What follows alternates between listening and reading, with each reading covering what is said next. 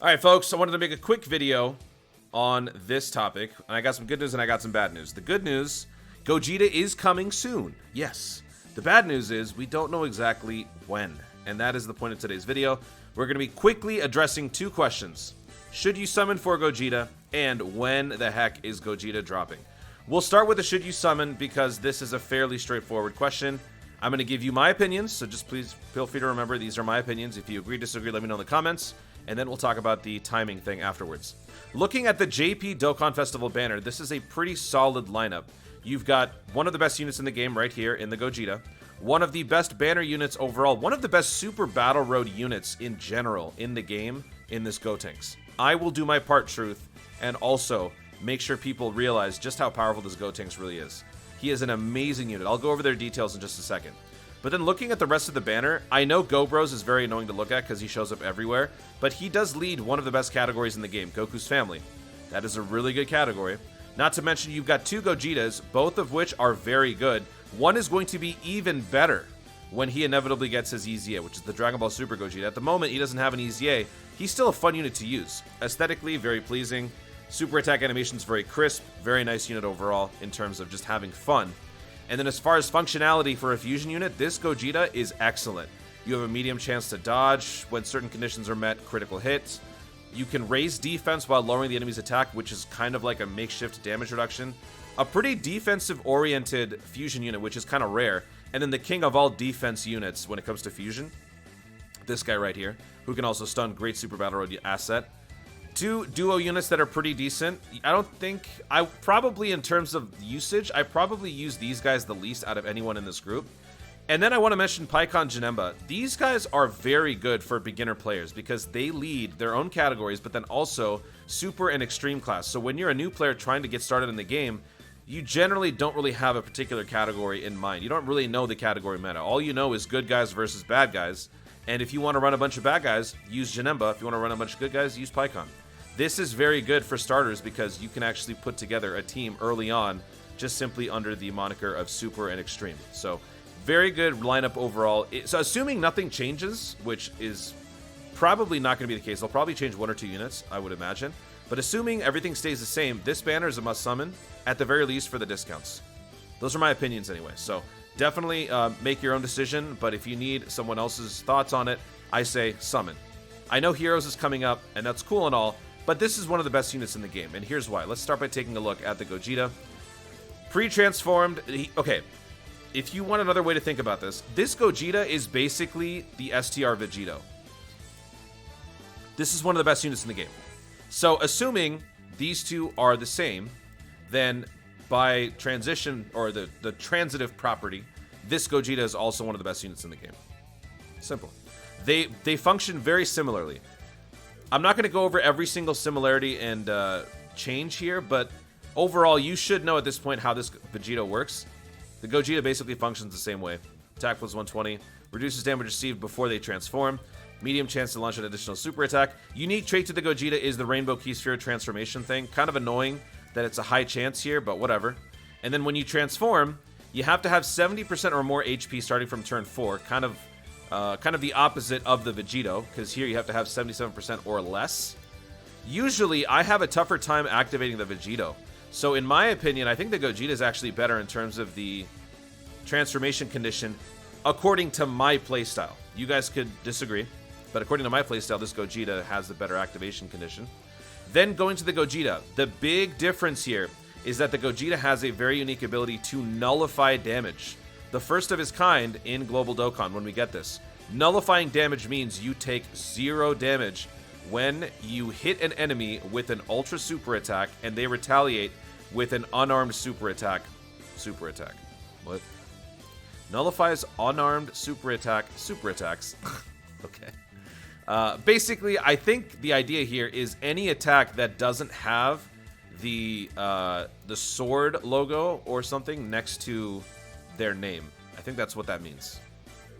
And also, the other thing is, this is probably the biggest point of contention. Which Gogeta, is Gogeta or Vegito better? This one has the ability to reduce damage received by 30% and foresee enemy super attacks for 5 turns, while the Vegito can see super attacks for 10 turns with Ki plus 5. So at the benefit at the cost of having the additional damage reduction for 30%, we cut the ability to see super attacks in half in terms of turns. And keep in mind that this applies whenever Vegeto's even off rotation. He doesn't have to be on rotation in order for this effect to activate. So for 10 full turns, you get to benefit from this ability on the entire team. Up to 5 turns can be benefited from with Vegito present. Whereas here, since it's only 5 turns, at most 2 to 3 turns, you can benefit from the ability to foresee super attacks with the Gogeta actually on the field. So it is a pretty costly trade-off there, but I think it's a fair price considering you have damage reduction of 30%, making you pretty much, I'm not going to say invincible, but it definitely helps quite a bit.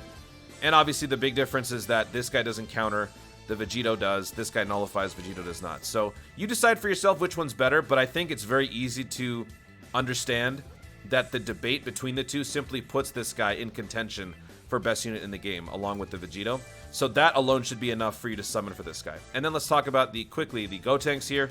Super Saiyan Gotenks, time limit category key plus 120%, raises defense for 1 turn, causes supreme damage with a medium chance to stun all enemies. That's insane. 30% chance to stun everybody. Then, sorry, a bird just hit my window. Sorry. Attack and defense plus 120 plus additional attack and defense plus 70, and high chance to perform critical hit when facing only one enemy. Launches an additional attack that has a high chance of becoming a super attack when facing 2 or more enemies. Theoretically, you could launch up to 3 super attacks on Super Battle Road against multiple targets, raising your defense 3 times, and a 30% chance to stun the enemy each and every time you launch an attack, which is insane. And then when you have 1 enemy left over, your critical hit boosts on its own, so you just want to be going for additional on your hidden potential build. Plus, time limit category key plus 340% stats. This is crazy. This unit is stupidly good. He takes what the Int Ghost Tanks does, the free-to-play unit, and makes it 10 times better. By the way, the bird is okay. Bird flew away. It just scared me. Anyway, these 2 units alone make you should make you see that this banner has value. Definitely summon on this banner. At the very least, do the discounts. Depending on how much more you want to do, it all depends on your budget and all that. But those are my thoughts on that. Now, let's talk about the whole timing thing. Timing. There are 2 schools of thought on when this banner could be dropping. Let's start with the Dokkan Wiki. As of me recording, it is 2 p.m. So in 9.5 hours, we are expected to get the banner according to the Dokkan Wiki.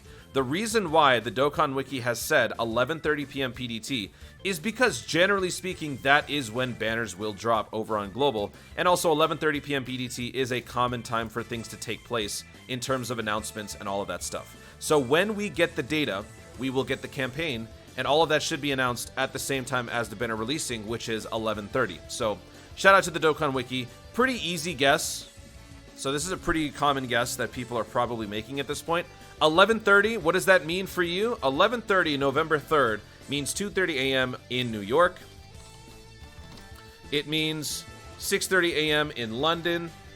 It means high noon, November 4th in India. It means 5:30 p.m. in Australia.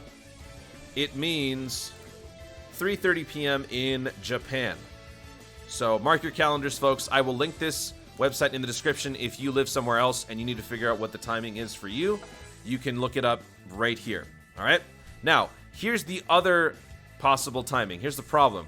Because of the server maintenance that we have announced, that's supposed to be starting very soon, actually, it's going to be ending at 2 a.m. Pacific Daylight Time on November 4th. It's going to be starting at refresh, and it's going to be ending at 2 a.m. PDT, November 4th. What does that mean? That means it's going to be theoretically dropping at 5 a.m. in New York, November 4th. It could be dropping at 6 p.m. in Japan. It would be dropping 8 p.m. on November 4th in Australia. 9 a.m. in London. 2:30 p.m. in India. My favorite place in the world, Atlantis, South Africa. 11 a.m. And, let's see, Minnesota. It would be dropping at 4 a.m.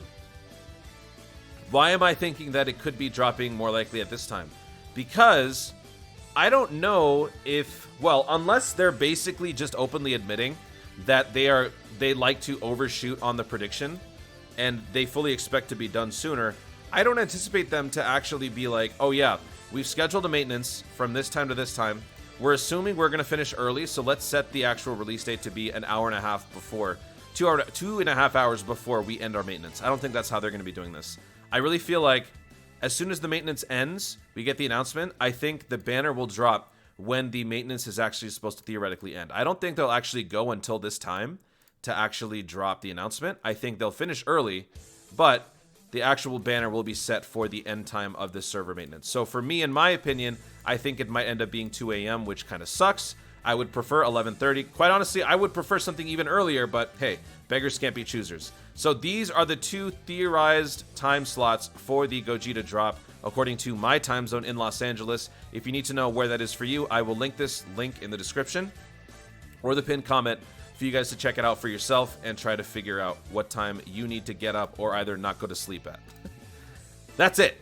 Should you summon? Yes. What time is the Gogeta banner dropping? These 2 times. Guys, thank you so much for watching. If you enjoyed the video, be sure to leave a like down below. Let me know in the comments. Are you going to be summoning for the Gogeta? Do you care? Are you going to stay up no matter how late it ends up being? Let me know your thoughts in the comments down below. Also, be sure to subscribe for more dope content in the future and click the notification bell so that you let YouTube know you want to see more of my stuff. Do it. Thanks again. Stay tuned and always remember to Dokkan responsibly.